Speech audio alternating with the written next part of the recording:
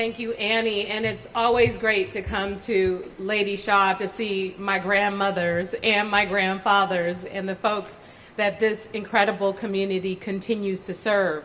This is an extraordinary community, and I am heartbroken, I'm frustrated, I'm embarrassed, I'm angry about the violence that has continued to impact many of the people who are part of our Asian community, but especially our seniors. In San Francisco, unfortunately, we've seen a number of these hate crimes occur. We've seen them happen towards the LGBTQ community. We've seen the Jewish community be targeted. We've seen our Arab community and others, our Muslims. And when we think about the kind of place that San Francisco has been, a compassionate, welcoming city that prides itself on our diversity, we have no choice but to make sure that when something happens to anyone in this city, because of who they are, because of what language they speak, or because of who they love, we have to make sure that people understand that we will not tolerate it. And when a crime is committed and those lines are crossed, we will do everything we can to make those arrests, to hold perpetrators accountable. And although a number of communities have been impacted with hate crimes in San Francisco, none more than the API community. In fact, in 2021, a number of 8 reported hate crimes towards members of the API community. In 2020, I might get my dates mixed up, it's 2022. So 2020 was 8, 2021, 9. And this year, okay, well, this is 22. We're 23 now? I'm getting confused. I feel like I'm having a senior moment right now. But the fact is, we've seen hate crimes, and Chief Scott will talk more specifically about the dates so you can have the correct data. But we've seen the number last year go up to 60. That's a 567% increase in the number of hate crimes towards people in the API community. Now think about it. That's only the people who are actually reporting the crimes. I know that there are a number of people who are not reporting those crimes. And today, as we talk about the statistics and the challenges that are happening, we want to make sure people feel safe. We want to make sure they feel comfortable with reporting. We are aggressively in the process of doing recruitment with the police department. We're doing everything we can, as the department has a number of people who are absent because of COVID, to fill those officers with overtime so that we can make sure these communities are protected like we promised. Annie Chung and the work that she does with self-help for the elderly is continuing the senior escort program so that seniors have someone that they can trust, that can take them on runs for their errands so that they feel safe. Sarah Wan with Community Youth Center, they've been doing incredible work collaborating with the Street Violence Intervention Program, members of our API community, members of the African American community, working together to patrol neighborhoods, to keep people safe. We've made an unprecedented investment in this community because of the significance of what is happening to this community as it relates to hate crimes more than any other community in this city. So when something happens to one of us, we have to be about the business of protecting them and protecting all of us. How it impacts not just the reputation of our city, but how people feel in this city, the people who live and work here and walk down the streets. When I was growing up in some of the most challenging of circumstances in San Francisco, it would have broken my heart to have my grandmother be attacked in the way that we see so many of our seniors in the API community being attacked. But that did not happen because as a community, we protected one another. And that's what we have to do now more than ever. We know what the data says, and it is time to change it. It is time to change it with the number of investments we make in nonprofit agencies that help support our seniors in this community. And it is time to change it with the number of investments that we must make in the police department, in our ambassadors programs, in other things that will continue to make sure that in this year, 2022, that those numbers decline just as significantly as they rose. And with that, I want to introduce Dr. Grant, I forget which press conference I'm in, our police chief, Bill Scott, to talk more about the data and what's been going on with the police department. And just, I want to commend them for the number of arrests that they have made in many of these cases to try and hold the perpetrators of these violent attacks accountable. Ladies and gentlemen, Chief Scott. Thank you, Mayor, and good morning, everybody. First of all, I want to say thanks again to Mayor Breed for her leadership. 2020 and 2021 have both been incredibly challenging years. And I'm going to get into the statistics in a second, but I just want to say, let's start out 2022, number one, with hope, and number two, let's take our city back. This is our year to do just that. So let me start by greeting everybody, AAPI Choi.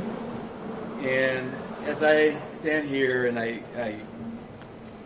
Annie and I were just reminiscing when I first came to San Francisco as the chief of police over 5 years ago now. And I finally remember my first Lunar New Year celebration with you all back in 2017. And it's an honor to be doing this for the sixth time as we ring in and celebrate the Year of the Tiger. As the mayor said, 2021 was quite a challenging year in terms of AAPI, Asian American Pacific Islander hate crimes. And today we have released our preliminary hate crime statistics for the year 2021. I'm going to highlight a few things for you that are very disturbing and very concerning and things that we have to turn around. We, the San Francisco Police Department, we, the people of San Francisco, we as a community, we have to turn that around. And it may not come as a surprise to many of you that we saw more hate crimes against our AAPI communities in San Francisco here last year, significantly more than we did the year before. And, you know, we started seeing a turnaround in 2020 when we first got into the global pandemic and things were really, really bad. But in 2021, it became worse in terms of our statistics and how they increased, as the mayor said, about 500%. We saw more than a six-fold increase in Asian hate crimes in our city, in San Francisco. And we had 8 in 2019, we had 9 in 2020, and we had 60 in 2021. That is significant, that is concerning, and that is alarming.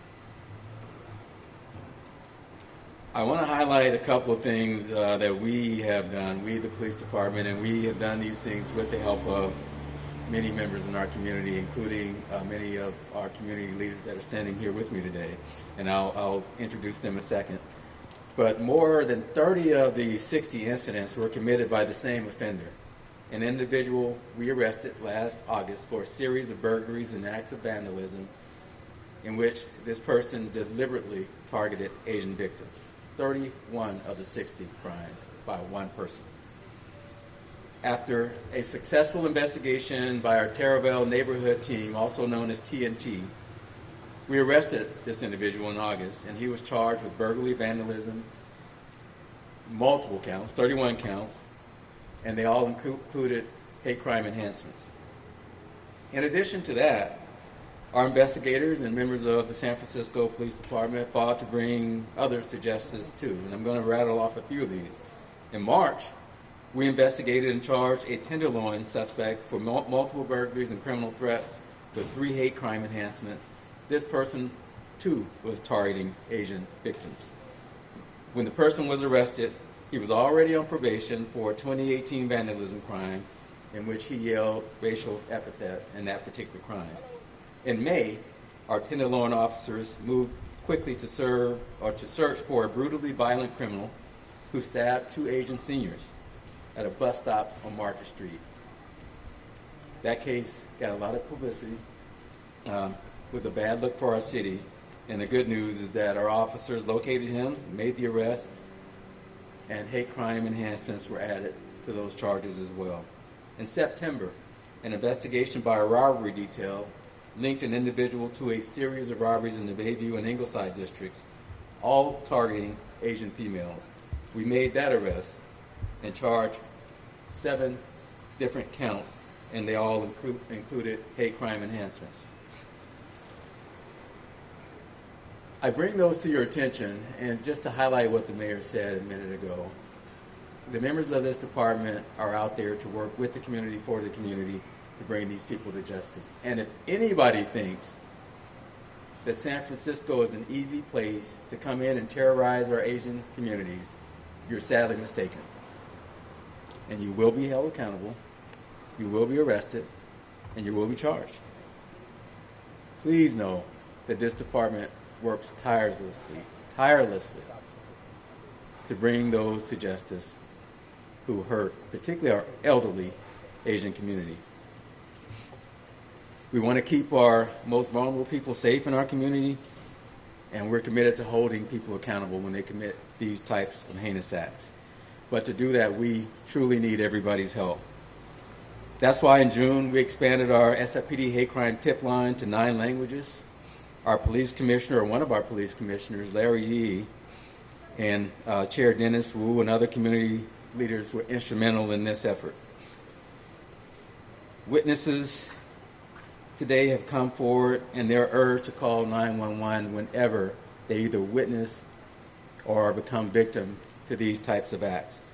And even in the non-emergency situations where the facts don't necessarily amount to a crime, we still need you to call in and report it.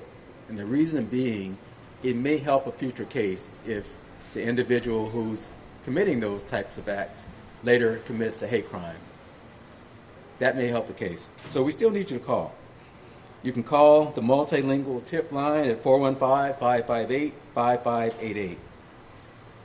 You can press 1 for Cantonese, 2 for Mandarin, 3 for Spanish, 4 for Tagalog, 5 for Russian, 6 for Vietnamese, 7 for Korean, 8 for Japanese, and 9 for Thai. Lastly, I want to talk about what we are doing moving forward, and some of what the mayor spoke about earlier, some of our initiatives in 2020, 2021, we believe are paying off. More community engagement, better response, better ability to communicate when you are a victim of a crime, but more importantly, some of the people standing behind me, Sarah Juan,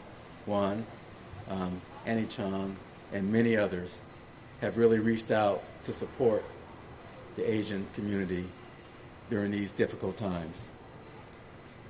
Today we're going to unveil our Stop Asian Hate poster that will be at every SFPD station across the city. We're going to start it out in our central district, Chinatown, and there are many, many community members that partnered with the design of this poster.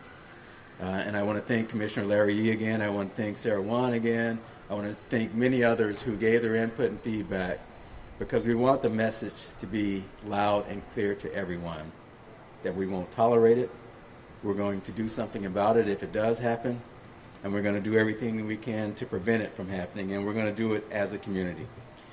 So as I close, and before I introduce the next speaker, I want to give you some tips for safety for the Lunar New Year. First, please be aware when strangers ask for money or jewelry. We've seen people taken advantage of just because they're nice people. And strangers come up and talk to them and try to befriend them, and next thing you know, they're being robbed for their money or their jewelry. Do not follow strangers anywhere. A lot of the scams that we see, particularly against our elderly, are people who take advantage of the good-hearted nature of many people in our city. If you don't know the person, don't follow them, don't go with them, don't give them your money, don't do anything that's going to help them victimize you. Don't bring strangers into your home. Do not bring a stranger with you when you are withdrawing money or taking out valuables either from your bank or wherever it is that you secure those values. Anytime you withdraw large sums of money or valuable, discuss it with your family first, make a plan so they know where you are, know where you're going, and it's always good to have somebody with you. Get your yellow whistles. Our community members distributed yellow whistles throughout the year, and when you bring attention to a situation as it's occurring, or if you believe it's occurring, people look, they listen, they pay attention, and that's how we get information that we need to solve crime when people victimize others. So blow the whistle. Bring attention to the situation, but if you do that, please do it safely and be prudent about your own safety. And now, with that, I'd like to introduce Sarah Wan to speak next. But before Sarah comes up to the mic, I want to say a little bit about the Community Youth Center and all the work that Sarah does. Part of our outreach through our community engagement and our community liaison unit, we try to outreach to victims when they are victims of crime to make sure they have the support that they need. And we do what we can as a police department to support them, but many of our community groups, particularly CYC, the Community Youth Center, really does an amazing and outstanding job with supporting people who are victims of crime. And through Sarah's leadership and others at CYC, we have provided that safety net for our victims and their families, so when they do suffer these heinous crimes, they have support. And I can't emphasize enough how important that is to work as a community, support people who are victims to that crime. So I want to thank Sarah and CYC for their work, and now introduce you to Ms. Sarah Wong. Thank you. Good morning. Thank you, Chief, and thank you, Mayor. I remember last year around March when we were in the middle of the surge of the anti-Asian hate crime. We received a call and asked that how can we really work together. And with the great support, especially from Ivy and also James, we immediately started to extend the street violence intervention program into a multicultural team, including especially our Asian Pacific Islander representative. And we were actually literally building the plane while it's flying. And as of today, we're really glad that we were able to develop a multilingual, multi-language, and multicultural team that including members could speak Cantonese, Mandarin, Vietnamese, Tagalog, Thai, and Cambodian, and reach out to all the high Asian concentration neighborhoods in San Francisco. On a weekly basis, we stop by the whole Chinatown, Tenderloin area, San Bruno Avenue, Leland Avenue, Clement Street, and also in other areas in San Francisco, including Sunset and Excelsior. And we were able to do it because of really the collaboration with different community partners and also the city departments, especially including the San Francisco Police Department, as well as also the District Attorney's Office, the Victim Support Unit. From last year, since March, we have served a total of 70 victims so far who are victims of crime. A lot of them were being a victim of burglary, of assault, unprovoked assault, also as well as armed robbery, and all the other type of crimes. And many of these victims, they are monolingual and really do not know how to seek help. We're very fortunate in this great partnership with San Francisco Police Department's Community Liaison Unit. We were able to reach out most of the victims within 24 to 48 hours to provide them support. And we were very lucky to also have strong community partner like Self Help for the Elderly with Annie. I remember one of the cases with the elder that being discharged from the hospital after a very violent attack. We do not know what to do, how to support the elders when she's returning home without any care. So with any support, we were immediately able to identify a caregiver that can provide in-home services to this elder during this recovery phase. And we will not be able to do it without the support from the community, from the city department to make that happen. So from here, I really want to thank them. But think about it. Last year, we served 60 victims. Since January, we already served 10 victims. So there's still a lot more work to be done. And even though we're seeing this crime's not coming down, I definitely see the change. There are more people willing to make report. San Francisco Police Department has made it a lot easier with the tip line so that people can report. We're also starting receiving referrals directly from San Francisco residents or the constituents we serve when they see something happen or when they know there's a victim that needs support. So we get called directly from our community members as well as our community partners. So I definitely see lights. And as the new year comes, the year of the tiger, I really hope that it will bring peace, joy, and also hope to our community. And I would just want to say a few words in Chinese because it's a Chinese New Year. So 我好希望呢度祝願喺三藩市，尤其是我哋嘅華埠或者其他嘅華埠嘅鄰舍啦，我哋今年可以更加繁榮啦，亦都希望有一個好安全同埋和平嘅社區。希望大家樣嘢都心想事成，萬事勝意。Thank you. Oh, and before I finish, I would like to introduce my very great partner, co-chair API Council, also the executive director of APILO, Asian Pacific Islander Legal Outreach Services Executive Director, Dean Ito.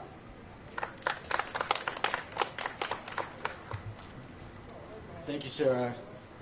Thank you, Mayor Breed. Thank you, Chief Scott. You know,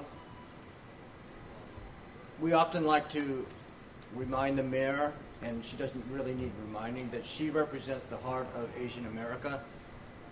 There are very few communities, if none at all. The city is fortunate to have a little Saigon, a Soma Filipinas, vibrant Korean, Southeast Asian, South Asian, Pacific Islander communities, the oldest Japantown and the largest Chinatown in the country. And we have to take responsibility for preventing the hate and the anti-Asian violence that we've been continuing to see. Now we've had a little lull. There haven't been a lot of headlines until we had that tragic incident in New York, but we want to be vigilant to prevent that type of violence from continuing, especially in the Bay Area, which is so essential to the API community.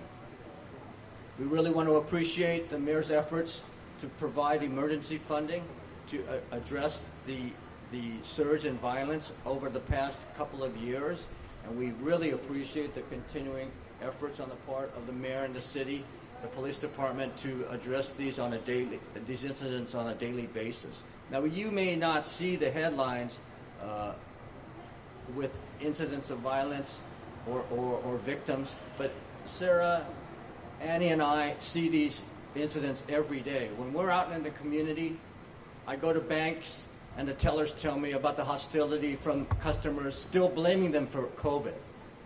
We go to restaurants where just to take out, you have to go through a locked door because the restaurant workers are afraid to keep their restaurants open for fear of violence. The customers are afraid to come to our cultural corridors because they're afraid of violence. Not that they're necessarily anti-Asian, but they don't want to be seen or alone doing as a customer in a Chinatown or a Japantown because of that fear. So this is impacting us across the board, all segments of our community. I'm here today to talk a little bit about the efforts of Japantown and the Western Addition and the Tenderloin. With the mayor's help, you know, emergency services have been formed and implemented to address the multiple concerns of both victims, but also people that are afraid to be victims. They are afraid of being victimized by this type of violence. So those services have included escort services, as Annie has described, but equally important educational services to inform our communities about the possibilities of violence, but also to work together with other communities in the Western Addition, for example. And I thank the mayor for joining us the other day with a gathering of the Black community and the Asian American community in the Western Addition to talk about ways to combat not only racial violence, but racial injustice. And thank you, Mayor, for that support.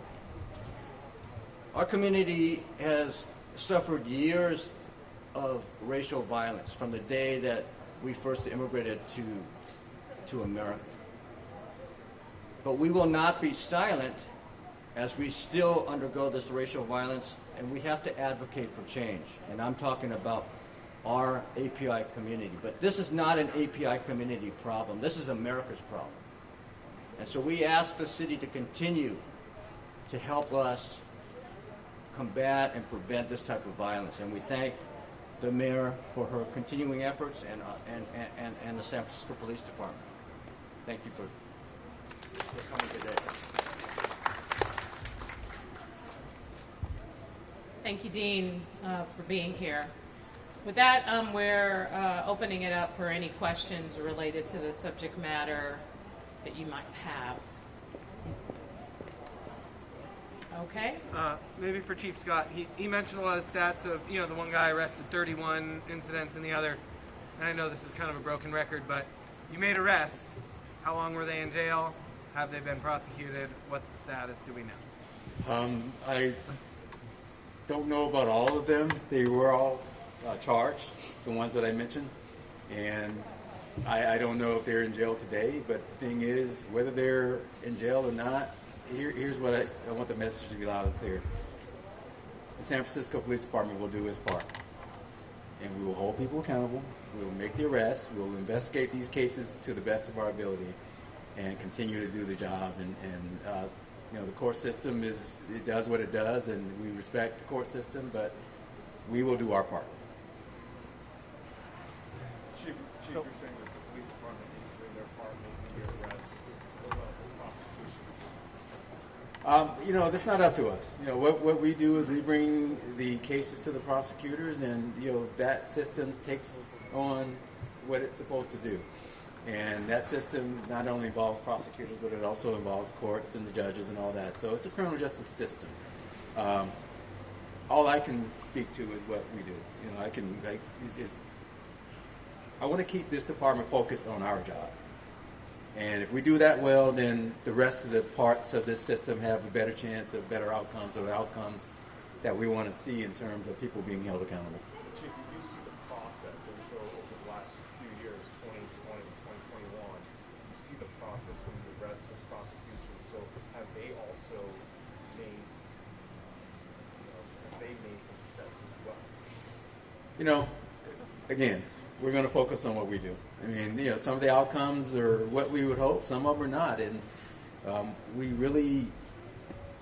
the police department, needs to focus our energy on doing the best job that we can. And we don't always get it perfect either. But that's why we need to focus on us, and that's what we're going to continue to do. A couple of things, if I may. Just about this year, are you planning on having increased police presence in Chinatown around the Lunar New Year celebrations? What are you doing for this coming year's protection? Yeah, definitely. So our captain at Central District, Captain Julian Ng, he's done a really good job with footbeat deployment. It's much more robust than it was only a couple years ago. And as the mayor mentioned, we're having some challenges with COVID and this latest surge of COVID. A lot of our officers have been off sick, but we're going to continue to make it happen. We make the adjustments. You will see officers deployed and more officers deployed in Chinatown, as well as other areas of the city. And we have to make adjustments constantly to make that happen, and we'll continue to do that. We've gotten support from the mayor on overtime, and it's keeping us afloat, to be quite honest with you. And I thank the mayor and others who have made that happen. But we need to do whatever we need to do to keep our city safe, and that's the bottom line. And I want to say that again. We need to do whatever we need to do to keep our city safe, because these things just don't happen. They don't happen without the support of the mayor. They don't happen without the overtime. They don't happen without the staffing. You got to have the people to do the job. So we've thankfully been in a position where at least we have the overtime funding to shore up some of our losses, some of our retirements, some of the dealing with this COVID, this latest surge that has had a lot of officers off work. Scott, some AAPI victims of violence say they're not getting what they need when it comes to victim services after the crime is committed. Can you comment on what the city is doing to support victims with prosecution? Yes, so the question was the victim services, and Sarah talked a lot about what her organization does to support victims from the public entities.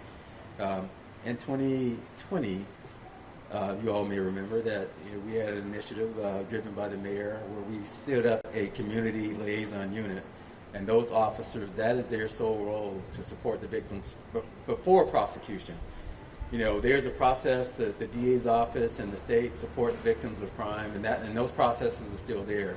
But oftentimes, before that case goes to the DA for prosecution, those victims need support. And that's where community groups, community entities like CYC and others, and the police department comes in. So that unit has been really, really important to support victims. And we've supported hundreds of victims, getting them to the resources that they need, the guidance that they need to access those resources.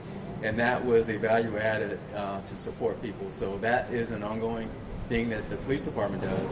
And as Sarah said, they helped a number of victims last year, and we'll continue to do that. So we're always working to get better.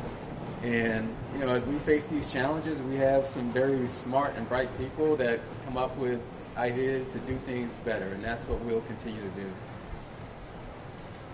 Mayor, on the COVID safety front, are you considering making any adjustments to the Chinese New Year celebrations because of years of the COVID surge? Well, we will be out there as far as the policing of the Lunar New Year festivities, and we have made adjustments. The masking that with CDC and our public health guidance is helpful. The mandatory vaccinations. People are getting hospitalized like they were, and this city is very fortunate to have leadership that had the vision to do what it's done. That's helped. People have been off sick, but they're coming back to work a lot sooner, and that's helpful too. But the bottom line is we have to have the officers out in the street. We have to have the officers out there engaged and a part of the community policing that we want for the city, and we'll continue to do that.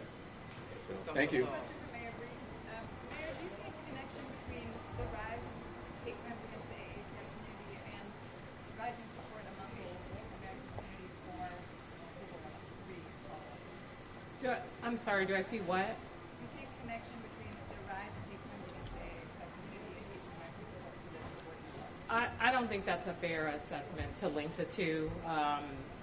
Two different subject matters, and sadly, this rise in hate crimes seems to be a trend throughout this country, starting with our previous president, who I think in some ways created a divide once the pandemic hit. And here in San Francisco, as I said, we're going to do everything we can to make it clear that it won't be tolerated here. Mayor, do you have can you talk about the lawsuit facing District Attorney Chase Boudin? Federal lawsuit? He's facing a federal